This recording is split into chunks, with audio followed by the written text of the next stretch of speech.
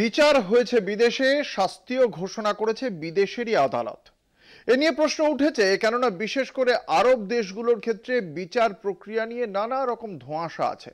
বিদেশিদের ক্ষেত্রে সমস্যা আছে, আইনজীবী নিয়োগ নিয়েও সমস্যা আছে, মামলা চালানোর জন্য টাকা পয়সার।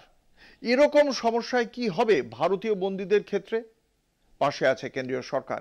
ইয়েমেনের জেলে বন্দী, মৃত্যুদণ্ডে দণ্ডিত কেরালার নার্স নিমিষা প্রিয়ার প্রাণ রক্ষায় ভারত সরকার উদ্যোগী হয়েছে বেশ কিছুদিন হলো।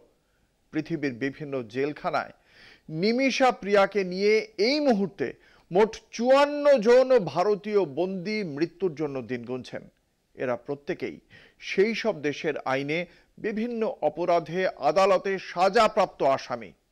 নিমিষা প্রিয়ার সঙ্গে এদের পাশেও কিভাবে সরকার দাঁড়ায় সেটাই এখন দেখার।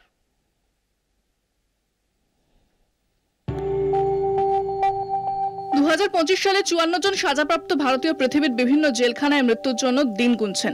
তাদের মধ্যে সবথেকে বেশি ভারতীয় বন্দী আছেন ইউনাইটেড আরব এমিরেটস বা ইউএইতে।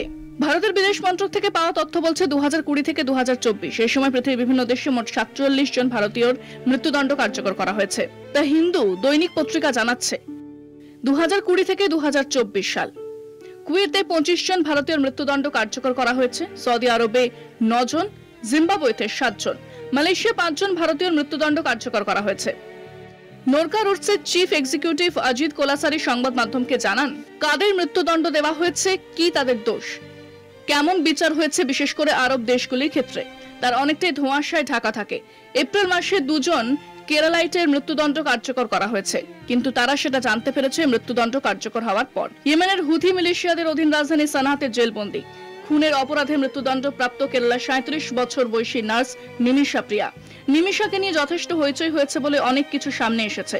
ভারত সরকার নিমিষার পাশে দাঁড়িয়েছে, কিন্তু অনেক ক্ষেত্রে বিষয়গুলি সামনে আসে অনেক পরে।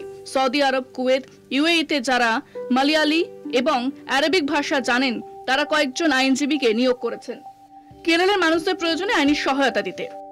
কোলাসারি জানিয়েছেন, এই মুহূর্তে পৃথিবীর 86টি দেশে বিচারাধীন এবং সাজাপ্রাপ্ত মোট ভারতীয় বন্দী রয়েছে 10,152 জন। এর মধ্যে সৌদি আরবে 2633, ইউএইতে 2518 জন ভারতীয় বন্দী রয়েছেন।